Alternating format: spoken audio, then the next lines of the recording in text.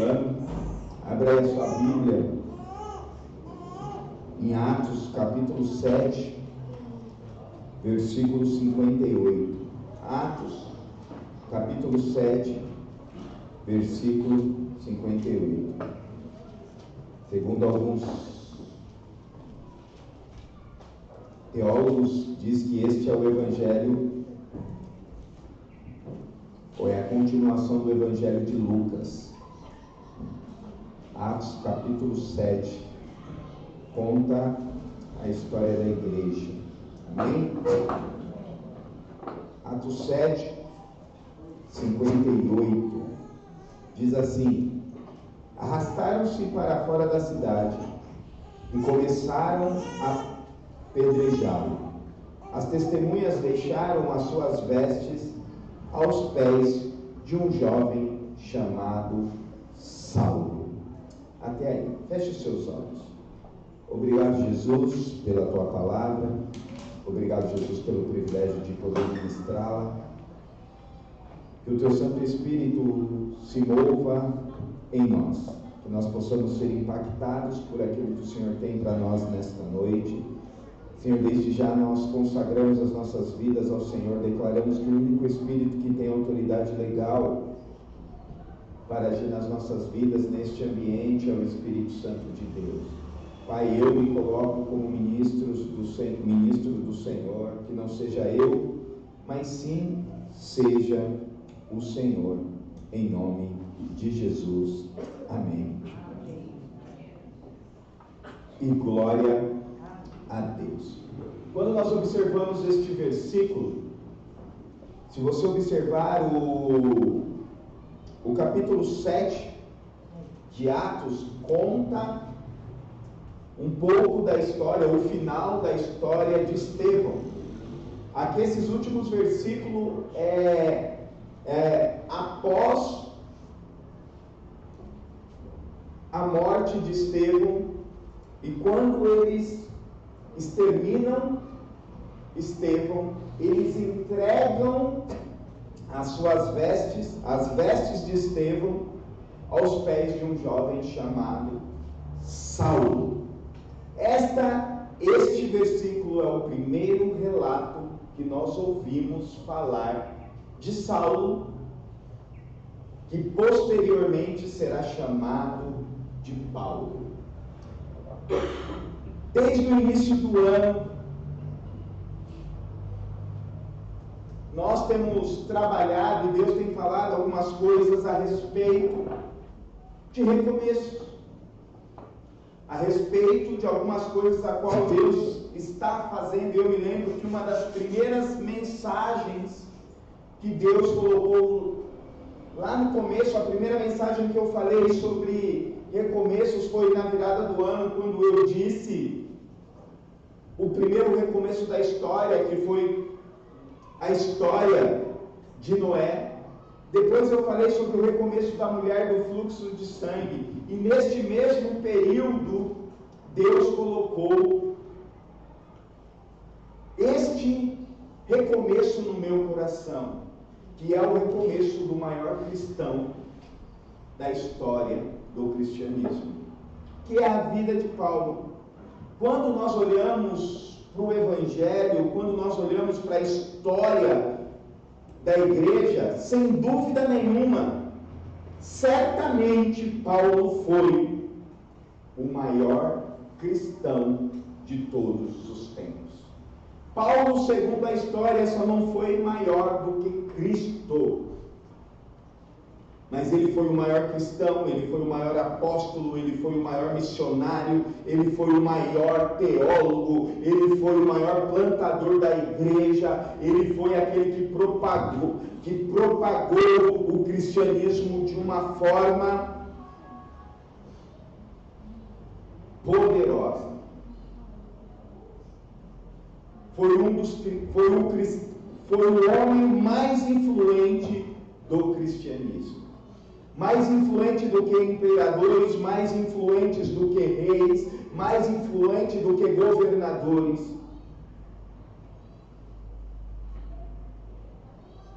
E ele é aquele que exerce a maior influência espiritual sobre a igreja de Cristo. 80% a 70% do Novo Testamento foi escrito por Paulo. Como eu disse, ele só não foi, dentro do cristianismo, maior do que Cristo. Afinal, ele propagava Cristo. Ele propagava as maravilhas e as benevolências daquilo que o Deus Todo-Poderoso fez. E quando a gente observa nas Escrituras, quem foi este Paulo? Acabamos de ler um texto que ele foi um dos perseguidores da igreja de Cristo. Ele era fariseu, ele era judeu. E quando eu olho para a carta de Paulo para a igreja de Filipe, ele fala um pouquinho das suas características. Abram aí comigo, Filipenses capítulo 3, a partir do versículo 4, nós vamos ler até o versículo 8.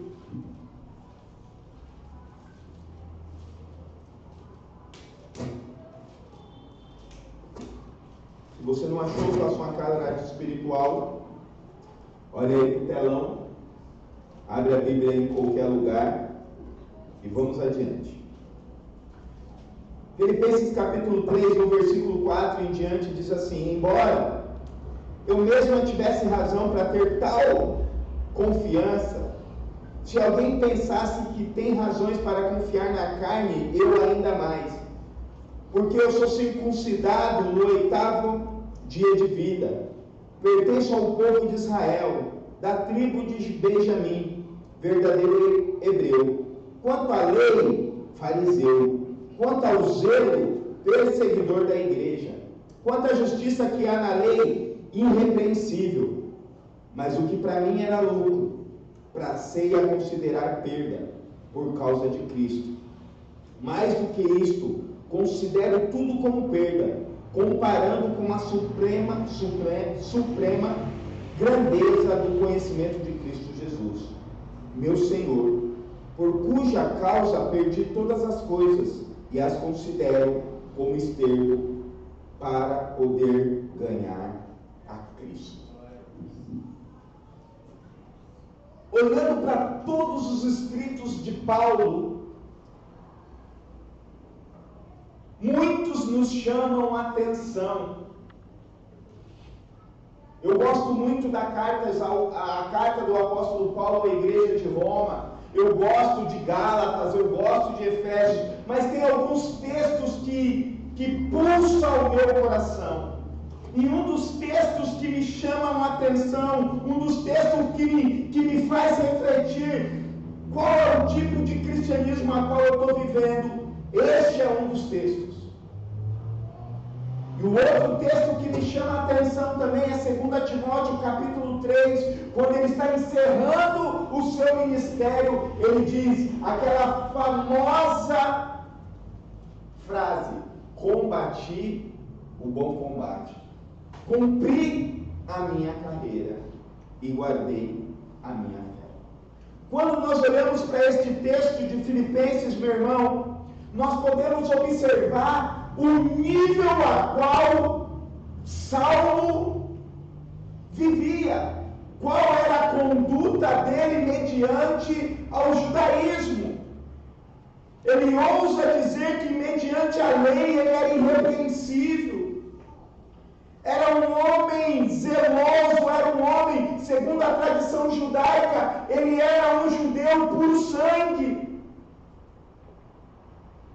Paulo foi treinado aos pés de um dos maiores mestres do judaísmo de todos os tempos, que foi um mestre chamado Gamaliel. E para quando nós vamos estudar o judaísmo era dividido em dois grupos: os fariseus e os os saduceus. Segundo a história, os fariseus eram aqueles mais rígidos, eram aqueles mais fervorosos, eles eram mais, segundo a tradição, eram aqueles que eram puro sangue, ou seja, Paulo praticava este tipo de judaísmo, zeloso. Ele era um judeu diferente, e por isso dele ser um cristão diferente, um judeu diferente, quando no início da igreja, o caminho, porque no começo da igreja o cristão era chamado o povo do caminho, ele se levanta para perseguir a igreja. E se nós olharmos em Atos, tem vários relatos dele perseguindo a igreja. E quando nós observamos em Atos, capítulo 9, que é um dos capítulos mais lindos de Atos, que narra a conversão de Paulo. Eu gostaria de ler alguns versículos rapidamente para que nós possamos trazer uma base, uma clareza daquilo que nós estamos querendo passar nesta noite, e trazer como entendimento de vida para que nós possamos ter um recomeço da mesma forma que Paulo teve, para que nós possamos ser impactados da mesma forma que Paulo foi impactado. Atos capítulo 9, no versículo 1 em diante, narra a história e a conversão de Paulo, que diz assim: enquanto isso, Saulo ainda respirava a ameaça de morte contra os discípulos do Senhor. Aqui há uma prova ao nível de perseguição que Paulo perseguia a igreja. Diz que ele perseguia a igreja, ele se dirigiu aos sumos sacerdotes. No versículo 2 diz que ele pediu cartas para os chefes da sinagoga, para as sinagogas de Damasco, para que ele pudesse perseguir cristãos naquela região. No versículo 3, que diz assim: em sua viagem, quando ele se aproximava de Damasco, de repente brilhou ao céu, redor uma luz vinda do céu. Desculpa, versículo 3 novamente. E em sua viagem, quando se aproximava de Damasco, de repente brilhou ao seu redor uma luz vinda do céu. E ele caiu por terra ao ouvir uma voz que lhe dizia: Saulo, Saulo, por que você me persegue? Porém Saulo perguntou: quem és tu, Senhor? E o Senhor respondeu: eu sou Jesus, a quem você persegue. Levanta-te, entra na cidade, alguém te dirá o que você deve fazer. Os homens que viajaram com Paulo pararam emudecidos, ouviam a voz, mas não viam ninguém.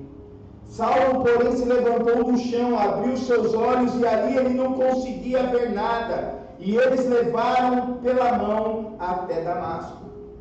Por 3 dias ele esteve cego, não comeu nem bebeu.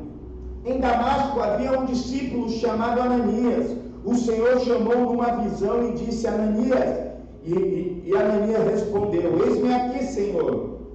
E o Senhor lhe disse: vá à casa de Judas, na rua chamada direita. Pergunte por um homem de Tarso chamado Saulo, e ele estará orando. Numa visão viu um homem chamado Ananias chegar e impor-lhes a mão para que voltasse a ver. Porém respondeu Ananias: Senhor, eu tenho ouvido muitas coisas a respeito deste homem e de todo o mal que ele tem feito aos seus santos e em Jerusalém. E ele chegou aqui com autorização dos chefes da sinagoga para prender todos os que invocavam o teu nome. Mas o Senhor disse a Ananias: vá, este homem é meu instrumento escolhido para levar o meu nome perante os gentios e os seus reis, e perante o povo de Israel. Mostrarei a ele o quanto deve sofrer pelo meu nome. Então Ananias foi, entrou na casa, impôs as mãos sobre Saulo e disse: irmão Saulo, o Senhor Jesus, que te apareceu no caminho por onde você vinha, enviou-me para que você volte a ver e seja cheio do Espírito Santo. Imediatamente algo como escamas caiu dos olhos de Saulo e ele passou a ver novamente. Levantou-se e foi batizado. E depois de comer, recuperou a sua força. Saulo passou vários dias com os discípulos em Damasco. Lá logo começou a pregar nas sinagogas que Jesus era o Filho de Deus. Todos os que ouviam ficavam perplexos e perguntavam: não é este aquele homem que procurava destruir Jerusalém, aqueles que invocaste este nome? Não veio ele para cá justamente para levá-los para os chefes dos sacerdotes? Todavia, Saulo se fortalecia cada vez mais e confundia os judeus que viviam em Damasco, demonstrando que Jesus é o Cristo. Aleluia! Aqui nós estamos no relato da conversão mais importante da história do cristianismo. Segundo a história, nenhum fato após o Pentecoste marcou tanto a igreja de Cristo do que a conversão deste homem. Como já falamos, nenhum homem exerceu tanta influência na história do cristianismo do que este homem que é chamado Saulo e que passa a se chamar Paulo, que nós conhecemos como o apóstolo Paulo. E quando eu olho para a vida deste homem, quando eu olho para este texto,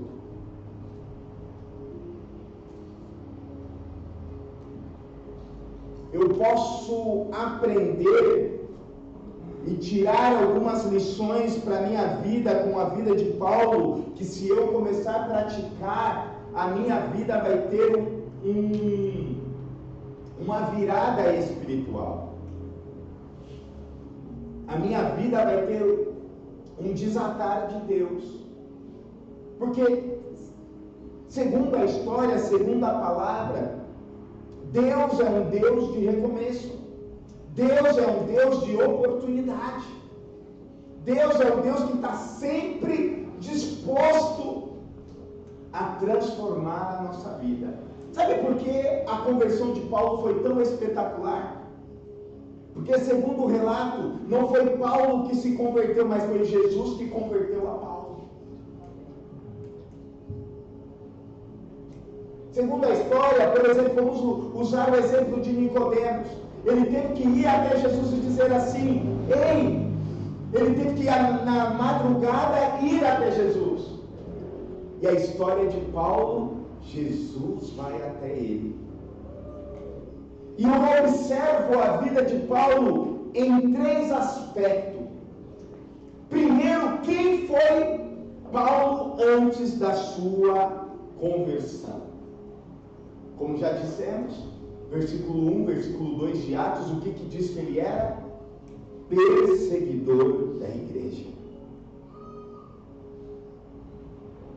Atos capítulo 7, versículo 58, ele era tão influente, ele era tão perseguidor, que quando mataram Estevão, aonde jogaram as vestes de Estevão? Aos pés do jovem chamado Saulo.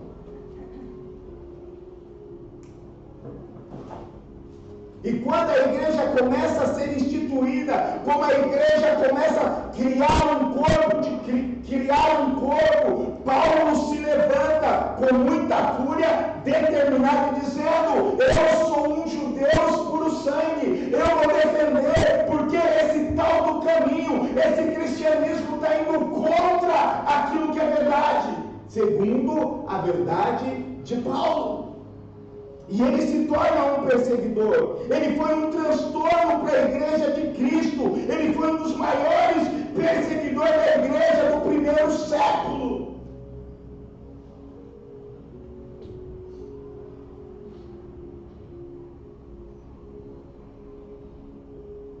Ele perseguia os cristãos, meus irmãos, de várias formas.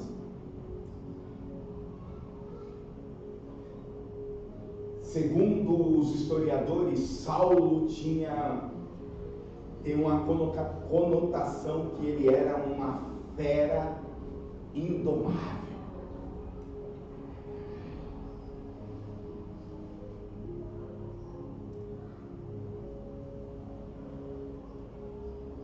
O texto que nós lemos diz: respirando ainda ameaça de morte. No original, esse respirando ainda ameaça de morte tem o sentido que era uma fera selvagem que estava pronto para devorar a sua presa. Quem já assistiu na National Geographic lá, aquelas coisas? Eu gosto da ver os leões. Fica lá só na manhã, de repente, uau! Acredito que Paulo, Tarso, Saulo de Tarso, na originalidade tinha esse anseio de perseguir o caminho.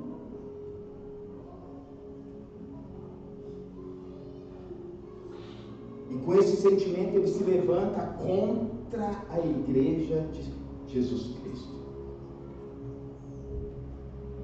E o que ele defendia, o que ele propagava, o que ele era fiel em defender, ele dizia: quem morresse na cruz não poderia ser considerado como Messias, porque naquela época a morte de cruz era considerada uma morte de baixo escalão, ao ponto que quem foi crucificado ao lado de Cristo? 2 ladrões. Ou seja, isso era o zelo de Paulo, isso era o zelo de Saulo contra o caminho. E conforme nós lemos no texto de Filipenses, ele era o quê? Zeloso. Ele era o quê? Temente à sua crença. Mas era um zelo sem entendimento. Por isso que eu entendo que Deus está trazendo um zelo com entendimento para a igreja de Cristo. Da mesma forma que depois nós vamos ver no decorrer da história, no decorrer do capítulo 9, que ele mesmo, vivendo uma vida achando que estava praticando aquilo que era certo, ele recebeu um de repente de Deus. Talvez você chegou aqui e está pensando: mas a minha vida está tudo certo, mas eu sou zeloso, mas eu sou isso e aquilo. Talvez hoje Deus quer fazer um de repente na sua vida e trazer um novo entendimento.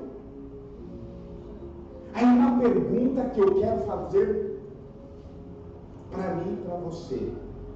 Talvez você fale: mas pastor, eu não persigo a igreja, eu não falo mal de crente.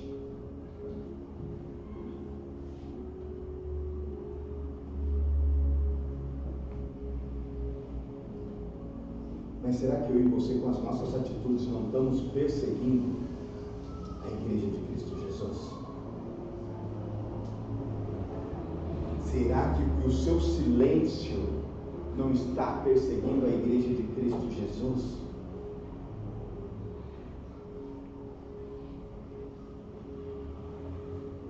Será que eu e você não estamos praticando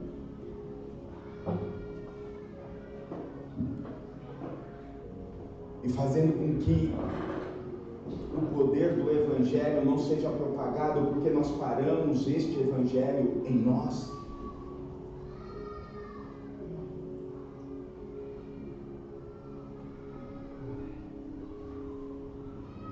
Paulo foi o maior exemplo.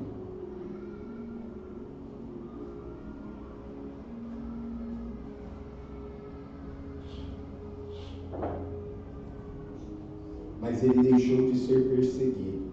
Ele deixou de ser perseguido para se tornar um perseguido. ele deixou de ser perseguidor e se tornou perseguido. E quando nós começamos a observar, então a segunda coisa que eu quero, a primeira coisa é o que? O zelo que ele tinha mesmo em uma religião errada. Mesmo ele estando errado, mesmo ele sendo perseguidor, ele foi testemunha, ele foi referência.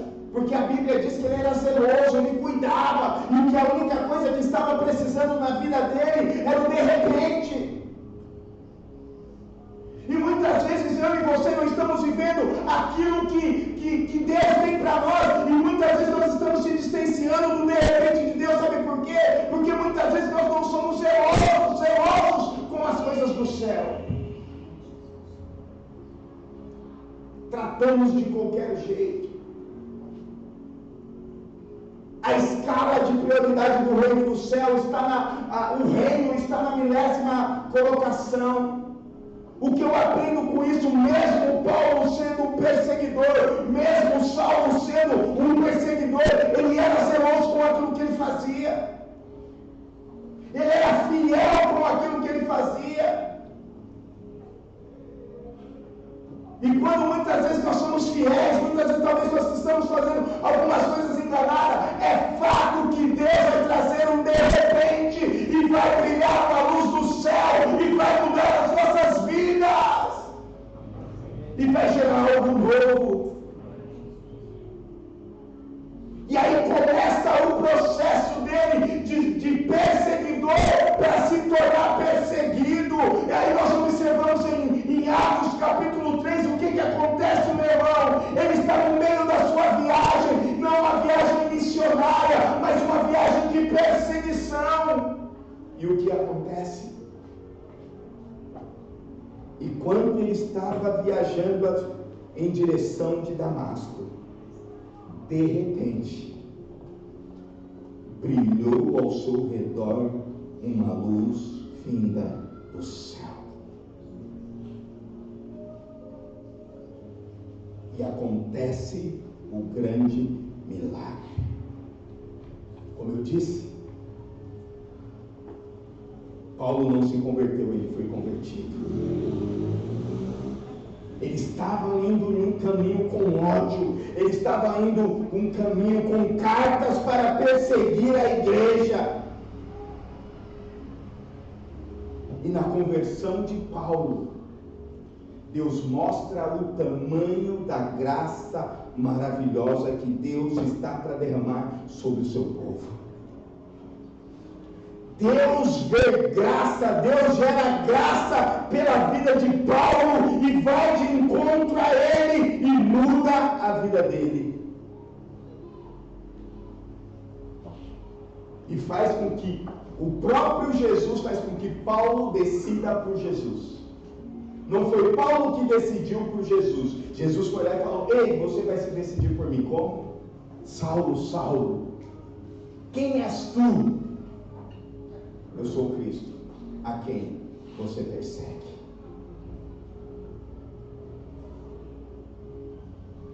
E a partir da sua conversão, começa a acontecer coisas extraordinárias na vida dele. Primeira coisa que acontece, ele fica o quê? 3 dias cegos. Na minha interpretação, por quê? Deus permite que Paulo fique cego, para mostrar para ele que o caminho que ele estava caminhando de justiça, da sua própria justiça, da justiça do judaísmo, da justiça do farisaísmo, estava errado. Estava mostrando que sem Cristo, nós, na nossa própria justiça, estamos caminhando cego. Estamos caminhando na nossa própria força. Segundo o texto, o que Saulo representava? Uma fera indomável. Ou seja, quando nós não temos Cristo, nós estamos cegos e não passamos de feras indomáveis.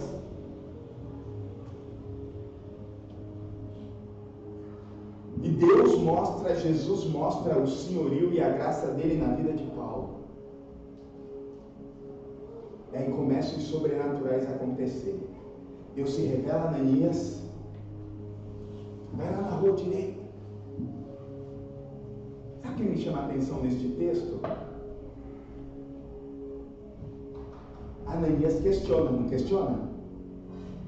Senhor, mas esse não é o cara que estava nos perseguindo? Qual é a resposta do Senhor para Ananias? Este é escolhido. O que Ananias faz imediatamente? Obedece. Ananias não olha os riscos, Ananias não olha o perigo, Ananias só olha a obediência daquilo que Deus está liberando sobre ele.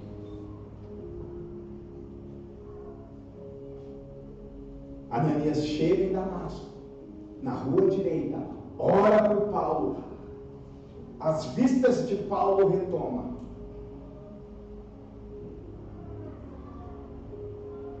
Qual é a coisa? Ele se alimenta, e qual é a primeira coisa que ele vai fazer? Ele vai pregar nas sinagogas.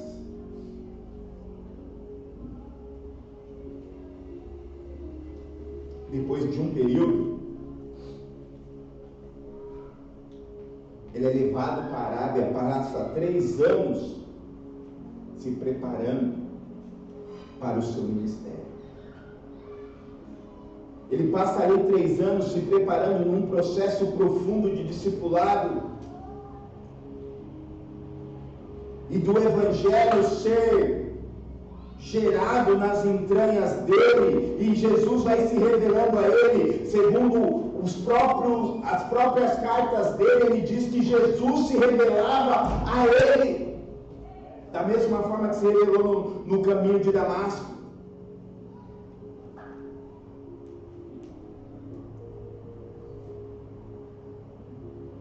E ali começa a acontecer um sobrenatural. E quando nós olhamos para a vida dele, rapidamente nós vemos e observamos uma transformação radical.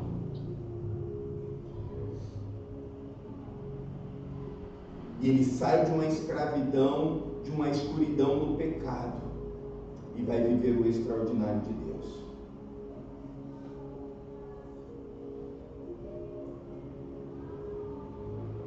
Paulo subjuga Saulo, que era o perseguidor, e faz nascer um novo homem forjado e moldado por Cristo Jesus, e se torna um dos maiores pregadores e se torna um dos maiores cristãos de todos os tempos. E ali ele começa a desenvolver o seu ministério. E ali ele recomeça uma nova vida em Cristo Jesus. E quando nós observamos no versículo 20, no versículo 23, o que ele faz imediatamente? Ele prega. Ele entende o seu chamado e se torna um pregador do Evangelho. Ele recebe o encargo de Cristo e se posiciona como tal para que Jesus possa ser glorificado através da vida dele. E ele pratica os 3 processos natural de uma vida saudável e de recomeço do extraordinário. Primeiro, qual foi? Talvez eu vou colocar aqui, o tempo do judaísmo, o tempo cego. Aí ele passa para o tempo da revelação, que quando Deus faz ele cair do cavalo e deixa ele cego. Deixa eu te falar algo, meu irmão, para Deus mudar a sua vida, Ele não se importa de te derrubar do seu cavalo, Ele não se importa de te derrubar do seu orgulho e da sua soberba. Mas o que Ele quer é algo transformador e fazer com que o processo seja saudável e relevante. O processo de cegueira espiritual, o processo de revelação e o processo de ministério. Eu olho para a vida de Paulo, eu olho para este texto, ele me impulsiona a viver essas três etapas. Talvez nós fomos perseguidos, eu tenho certeza, se você não nasceu num lar cristão, eu tenho certeza que você já zombou de crente. Já fez piada de crente. Aí você se conversa e fala, agora eu sou crente. Legal. Agora está no momento da gente pegar o terceiro ponto e dizer, eu vou fazer como Paulo fez. Eu vou me apresentar ao ministério como Paulo se apresentou e se tornou o maior cristão de todos os tempos. Será que Deus não está te chamando para que você seja um dos maiores cristãos deste tempo atual? Para que quando você vá, as pessoas lembrem do seu legado. Esta semana morreu Timothy Keller, um dos maiores cristãos desta atualidade. Tem milhares e milhares de livros dele impulsionando a viver um cristianismo saudável e relevante, um cristianismo saudável.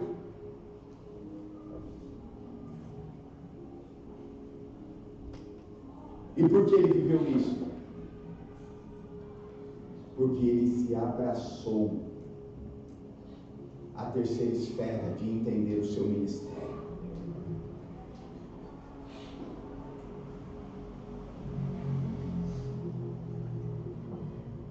E eu tenho entendido, meus irmãos,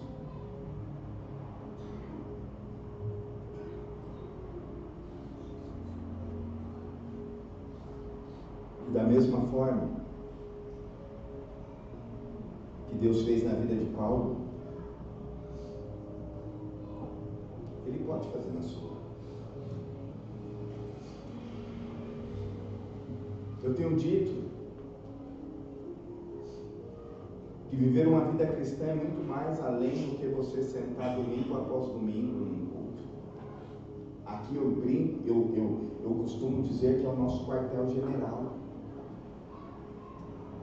Que a gente vem se alinha como igreja para influenciar aonde nós estivermos. A nossa casa, a nossa família, o nosso trabalho. E que você seja. E como nós vamos fazer isso? Abraçando o ministério a qual Deus nos deu. Qual o ministério que Deus te deu? Não responda. Qual foi a aptidão que Deus te deu? Qual o talento? Lembra da parábola do talento? Segundo a parábola, ele dá a medida. Ele dá segundo a medida do coração de cada um. O que pegou um, o que fez? Enterrou. Paulo nos mostra que nós não podemos enterrar aquilo que Deus entregou para nós, meu irmão. Não podemos enterrar o nosso chamado, não podemos enterrar o nosso ministério.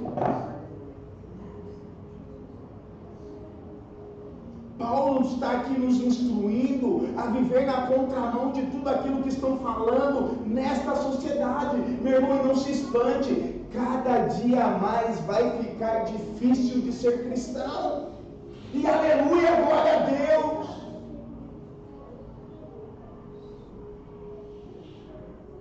Porque a Bíblia diz que aqueles que permanecerem fiel até o fim receberão da coroa da vida eterna. E sabe o que Deus está querendo fazer? Como Paulo fez, é nos sustentar e ficar até o fim.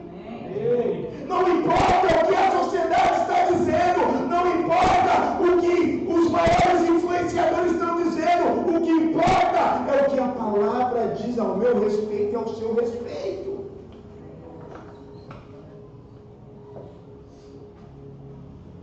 Paulo nos mostra que vale a pena viver uma vida entregue para o reino, vale a pena uma vida entregue pela causa de Cristo. tem a ver com religiosidade, meu irmão. Não tem a ver com você bater cartão na igreja de domingo após domingo. Não! Tem a ver de você carregar a essência daquilo que Deus está fazendo dentro de você. A conversão de Paulo foi tão real e verdadeira que aonde ele chegava, ele propagava o evangelho da cruz. Alguns se espantavam, alguns ficavam com medo. Segundo a história, algumas pessoas falam: ele está fazendo de doido, né? Lá no texto que diz: fiz de sábio para os sábios, de tolo para os tolos, judeus para judeus. Ixi, ele está querendo fazer com que todo mundo confesse que é cristão para depois ele vir matar todo mundo. Mas não, a conversão dele foi real e verdadeira.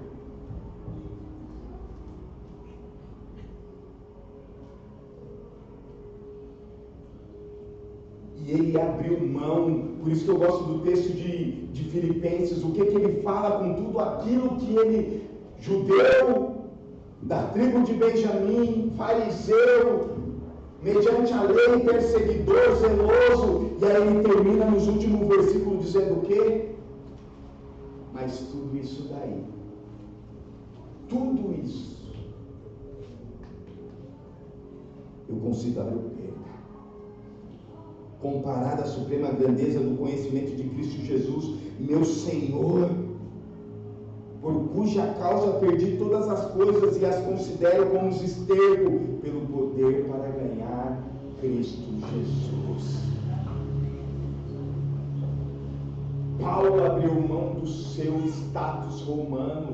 Paulo abriu mão do sinédrio, porque ele teve um encontro real e verdadeiro.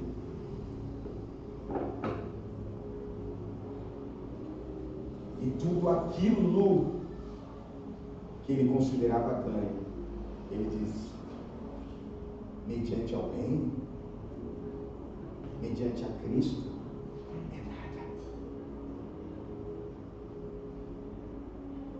Sabe o que Paulo está me inspirando? A caminhar a segunda milha. Sabe o que Paulo está me inspirando nesse texto? Dizendo: ei, vale a pena ser cristão. Sabe o que Paulo está me inspirando? Vale a pena eu falar de Cristo aonde eu estiver. Sabe o que Paulo está me inspirando? Falando: no final vai dar tudo certo. Sabe o que Paulo está me inspirando? Antes de eu estudar a vida de Paulo, para mim, um dos caras que eu mais gostava era Pedro. Porque talvez pelo temperamento meu e do Pedro mais ou menos igual e tal, eu gostava de Pedro. Mas quando eu fui para estudar a vida de Paulo, eu falei: não tem como. Não tem como.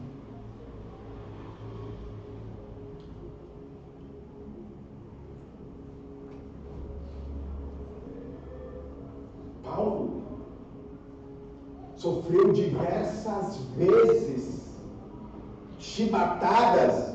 Segundo a Bíblia é 40 menos uma. Porque segundo a lei eles não poderiam dar 40 chibatadas. Aí eles davam 40 menos uma. E, se eu não me engano, Paulo passa 5, 6 vezes por essas chibatadas. E aí a gente quer o Evangelho Nutella. Não quer passar batalha, não quer passar luta, não quer passar dificuldade, não quer vencer os seus medos, não quer vencer os seus traumas, não quer dar um passo de fé, de confiança, achando que o reino de Deus é um fast food, achando que do reino de Deus eu chego aqui, eu perco a minha bênção número 1, eu perco a minha bênção número 2, esquecemos, se apegamos a texto que diz: como que é, Deus me deu vida e vida em abundância, eu vou prosperar. Tudo isso é bênção, meu irmão, tudo isso é verdade, mas a palavra de Deus diz que no mundo tereis aflições. Paulo nos ensina isso. Sabe uma coisa que eu mais me chamo, que eu mais gosto da vida de Paulo? Ele termina o texto lá de 2 Timóteo dizendo: combati o bom combate, cumpri a carreira, guardei a fé, e isso vai, e ele continua dizendo: ei, eu Eu só não me lembro o nome da pessoa que ele pede para trazer os pergaminhos e as capas dele, o pergaminho, porque ele queria morrer estudando, ele queria morrer crescendo, e a capa porque eles estavam em dificuldade. E ainda ele diz assim, ó, traz antes do inverno. Sabe por quê? Naquela época, no inverno, as companhias marítimas eram cessadas. Ou seja, ele viveu o ministério de uma forma intensa. Ele viveu o ministério de uma forma verdadeira. Ele viveu o ministério de uma forma completa. Ele viveu seu ministério de uma forma totalmente determinada. Ele se entregou totalmente pelo seu ministério e se tornou um grande visionário do reino de Deus.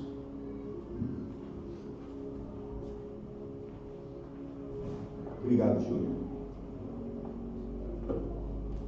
Paulo nos mostra que viver o ministério é viver Cristo. Lembra em Gálatas capítulo 2, versículo 20? Coloca aí na tela para mim, Murilo, por favor. Gálatas capítulo 2, versículo 20.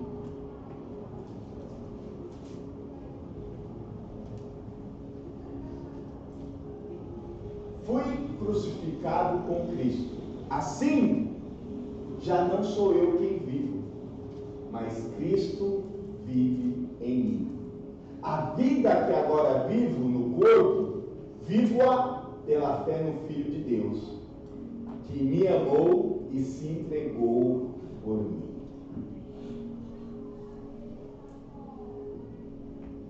É uma certeza que não sou eu mais quem vivo, Cristo vive em mim. E aí é onde nós temos que todos os dias dizer: Jesus, mata o Beto um pouquinho mais e que Cristo viva em mim. Jesus, que eu abra mão das minhas vontades e que eu me entregue à sua vontade um pouquinho mais. Meu irmão, e nós não estamos falando de ativismo. Nós estamos falando de entender que nós somos no reino. É tomar a nossa cruz e seguir a Jesus. E quando nós tomamos a cruz, não é aquela cruz do peso do Evangelho, porque o que Jesus diz a respeito do seu fardo? O meu fardo é suave e leve. Não é você fazer as coisas para o reino dizendo: ó céus, ó vida, ó não. Vou dar um testemunho de duas senhorinhas que estão chegando na igreja, já faz parte da nossa casa. Tia Edna e tia Sônia. Um dia elas estavam aqui no governo. Dei carona para elas. Quando chegou na casa delas, eu parei, ela falou assim: Pastor Beto, posso te dizer alguma coisa? Eu falei: claro. Hoje eu estou totalmente realizada que eu estava ajudando a limpar a igreja do Senhor Jesus Cristo.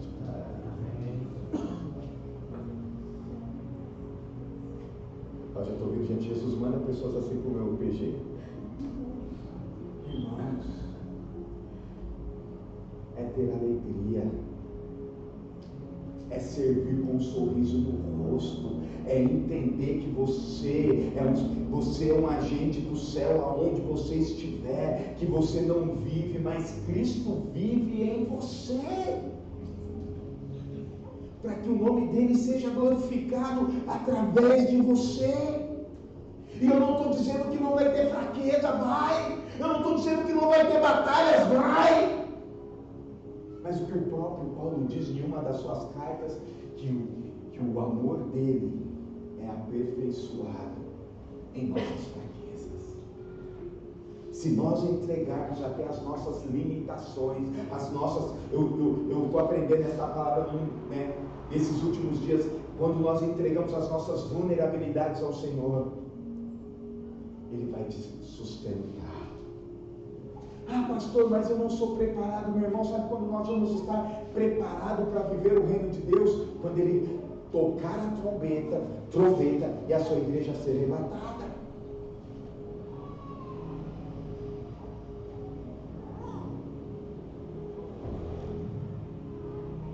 Deus está nos impulsionando para ter um recomeço como o de Paulo, para que a gente viva coisas extraordinárias, para que a gente viva coisas que vai marcar o nosso tempo.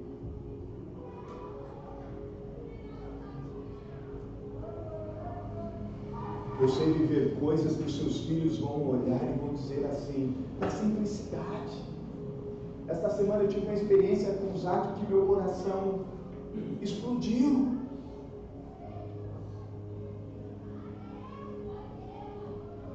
Eu tinha marcado com um amigo meu, toda segunda-feira o pastor Hernandes Dias Lopes está pregando aqui na igreja de Pinheiros, presbiteriana de Pinheiros, e eu tinha combinado com um amigo meu que eu iria com ele. Aí meu amigo me ligou e falou, hoje eu não vou conseguir aparecer na reunião no horário do culto, eu não vou conseguir ir. Aí o Zac pegou e falou assim, pai, para onde o senhor ia? Eu falei, eu ia ver um pastor que eu admiro muito, que eu gosto muito. Ele como é o nome, papai? Eu falei, Hernandes Dias Lopes. Ele falou assim, papai, eu posso dizer o pastor que eu mais gosto? Eu falei, vai falar o pastor Rian, porque eles com o pastor Rian é amigão. O pastor que eu mais gosto é o senhor. Eu quase morri, meus irmãos. Eu quase morri. Porque vale a pena você sacrificar a sua vida pela vida dos seus filhos, para que eles se impulsionem e vivam o reino de Deus, ensinando eles o caminho. Quantas vezes eu me lembro, como hoje, o ano passado, nós fomos fazer uma ação social, eles foram, eles entregando marmitas, eles entregando água. Essa semana, ontem mesmo, meu irmão está todo blogueirinho, postou um vídeo, ele e a Valentina fazendo ação social, e eu fico só observando. No meio do louvor, a minha sobrinha estava lá de olhos fechados e orando, e abençoando as pessoas, mudando a história, a estatística da nossa família, da nossa casa e dos nossos. Uma conversão real, acontece isso, meu irmão, uma transformação genuína. Tudo que é de mal vai parar em você, e você vai entrar em um novo nível, você vai viver algo novo. Como Paulo viveu, em meio às lutas, em meio às perseguições, mas ele disse, eu não vou sair daqui, eu vou cumprir a minha carreira, eu vou cumprir o meu combate, e o Satanás não vai tocar na minha fé. Amém. Não vai, meu irmão. E da mesma forma que talvez o Espírito Santo talvez vai trazer à sua memória hoje pessoas que talvez estejam vivendo como Paulo, te julgando, te perseguindo, que não são cristãos. Sabe aquele familiar que só te zoa?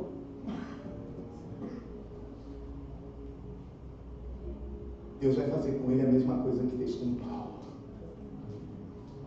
E sabe quem vai ser o caminho? Vai ser você. Você vai ser bênção. Você vai mudar a estatística. Aquele que talvez um dia foi o maior problema, eu tenho certeza que ele vai se tornar a maior bênção. Ele vai se tornar bênção para a sua família, ele vai se tornar bênção na sua geografia.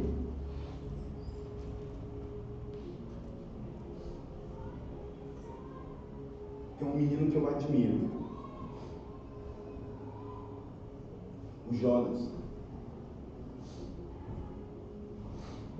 Ele que levou a gente lá para a chácara, se converteu, estava lá no bem, isso aí passou um tempo, despirocou.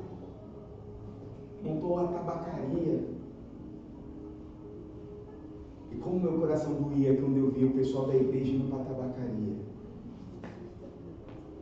Jesus, fecha a tabacaria, Jesus. Aí ele olhava para mim, pastor, mas eu preciso ganhar dinheiro. E Deus vai te dar outro dinheiro, meu irmão, mas Deus vai fechar sua tabacaria. Aí veio a pandemia. E ele fechou a tabacaria. Há 1 ano e meio, há 2 anos atrás, ele se reconcilia com Cristo.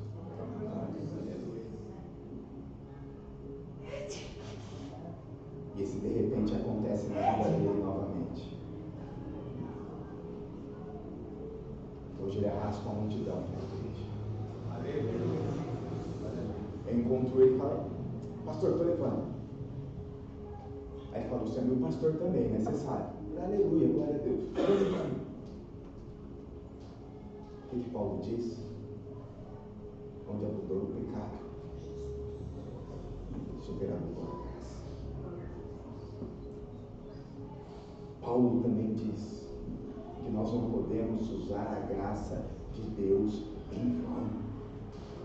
Meu irmão,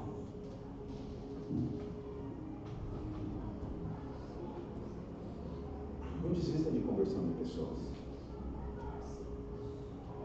Não importa o quanto será duro. Continue orando, vai dar certo.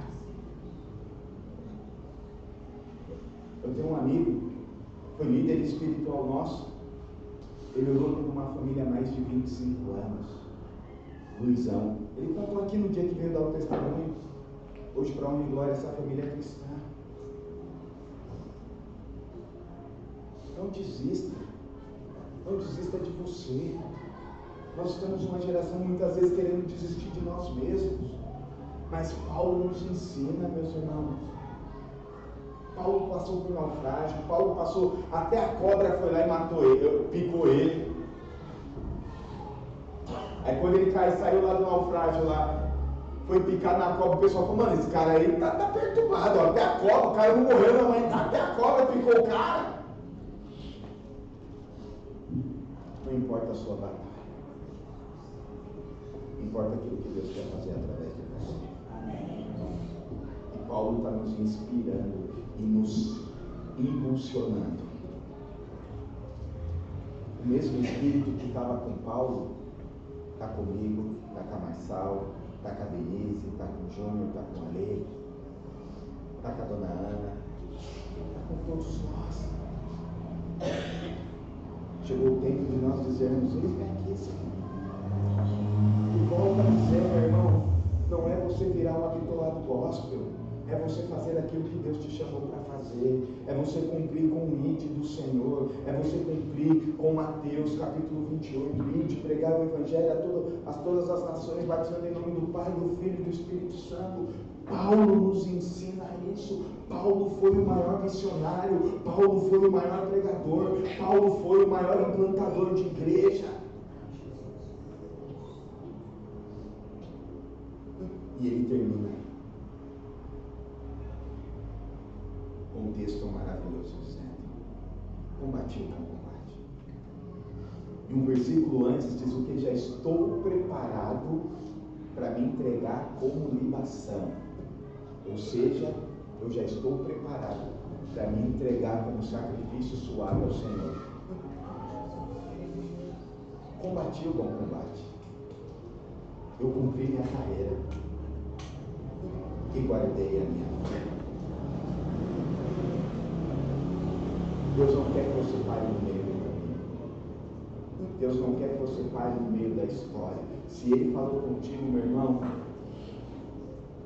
já falei para o Marcelo, ele vai ter que pegar esse louvor. Eu sempre canto. Eu vou seguindo a Jesus Cristo neste caminho. Eu não desisto.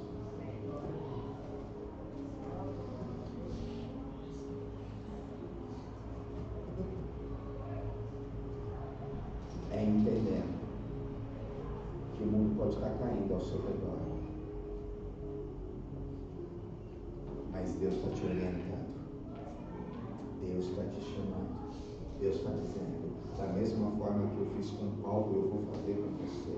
Da mesma forma que eu impulsionei a vida de Paulo, eu vou fazer com você. Simplesmente creia, simplesmente obedeça, simplesmente se entregue. Ah, pastor, eu não sei muito. Vai buscar conhecimento. Ah, pastor, eu oro pouco. Aumenta o seu nível de oração. Ah, pastor, eu jejuo pouco. Aumenta seu nível de jejum, meu irmão. Desenvolva o tripé do reino de Deus. Desenvolva o tripé da espiritualidade. Oração, jejum e palavra. E você vai ver as coisas acontecendo. Milagres, meu irmão. Milagres, meu irmão. É o que Deus tem para esta geração. É o que Deus quer fazer através de você. É que Deus quer abençoar onde você estiver. Paulo, aonde passou, ele foi um propagador. Ele foi um implantador da igreja de Cristo Jesus.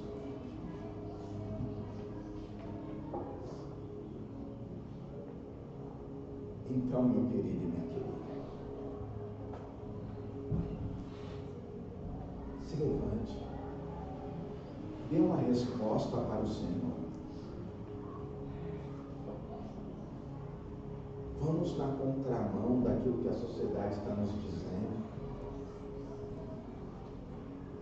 A sociedade, cada dia que passa, quer te isolar no seu mundinho individual.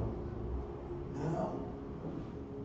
O reino de Deus diz, o reino de Deus fala sobre unidade, o reino de Deus fala sobre corpo, o reino de Deus fala sobre família, o reino de Deus fala sobre conquistarmos. E que eu e você se levantemos nesta noite, dizendo, Pai, da mesma forma que você fez com Paulo, faça comigo. Se tiver que me derrubar, me derruba. Tira as escamas dos meus olhos. Tira as escamas que estão me impedindo a ver aquilo que o Senhor tem para mim. Tira as escamas da ilusão deste mundo.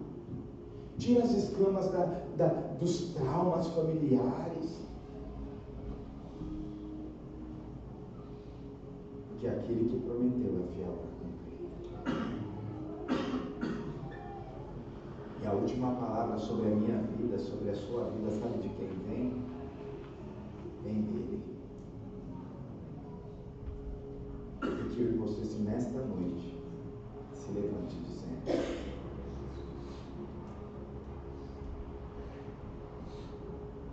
eu quero a vida de Paulo sobre a minha vida. Que as influências do ministério dele influenciem a minha vida.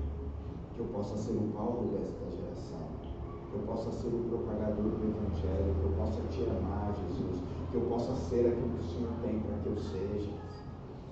Eu tenho certeza que você vai entrar na boa, na perfeita, agradável vontade de Deus. É certeza. Você coloca de pé por um instante.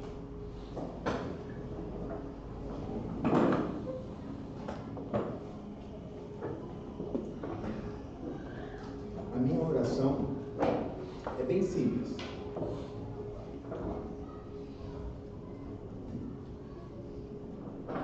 Que eu e você possamos terminar a nossa carreira